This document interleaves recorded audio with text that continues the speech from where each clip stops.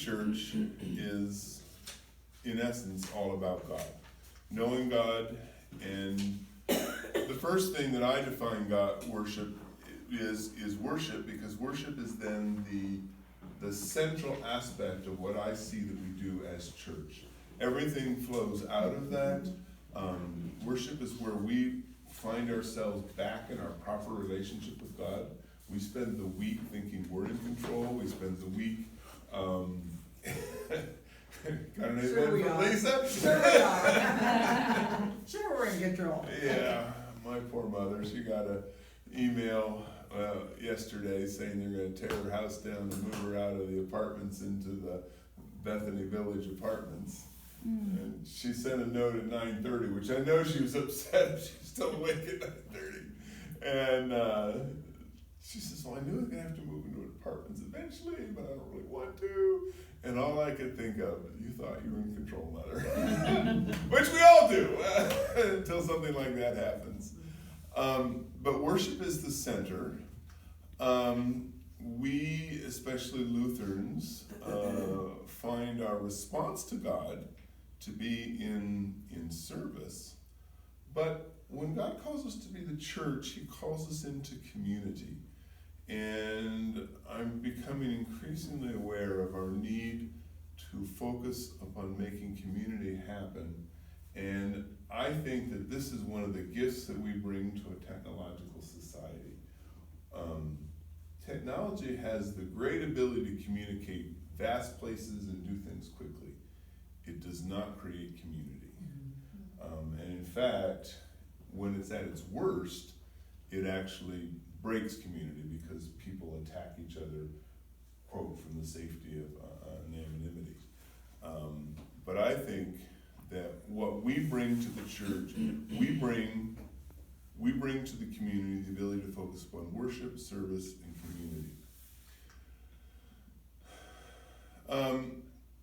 One of the things that I talked about in I think my very first sermon, was the angles are important. If you're going to focus upon the exteriors, nobody pays attention to what the interior angles are, but these are where the critical work is done. So throughout my presentation, we're going to pay attention to the angles. And here, we're all about the Trinity, Father, Jesus, Spirit. You can worship and have nothing to do with God. You can serve and have nothing. You can be community and have nothing to do with God.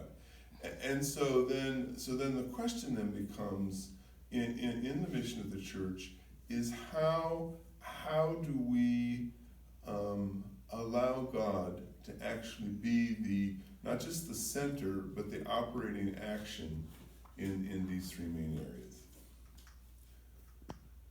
All right. Area of worship. Service, community. We're going to look at worship first. Three components to worship. First of all is the meal. It is interesting that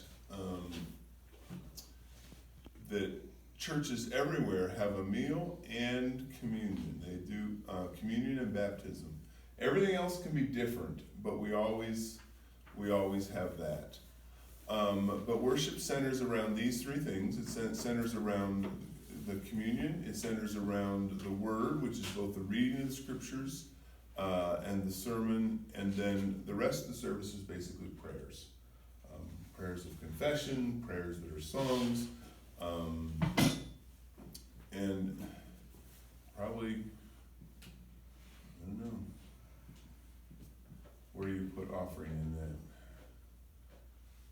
You've heard the old joke about the plane that's about to crash and there's a pastor on board.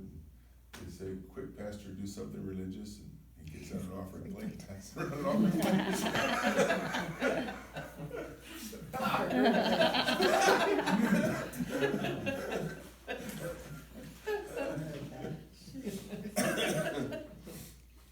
All right, but it's the angles here which is one of the things that I care about particularly and want to bring about. Carol's been saying, Carol says, I want to be a pastor because I want to work in the church and I want to help people to take off their Sunday persona, where they come in and everybody smiles, every family's great, one has no problems, and indeed, church fights are the worst of all. I mean, I think they're worse than community fights when you're doing your Oh, I agree. community politics. Absolutely. Strife in the church, oh my. Well, you know why? Because I'm doing it on behalf of God. And you therefore are evil.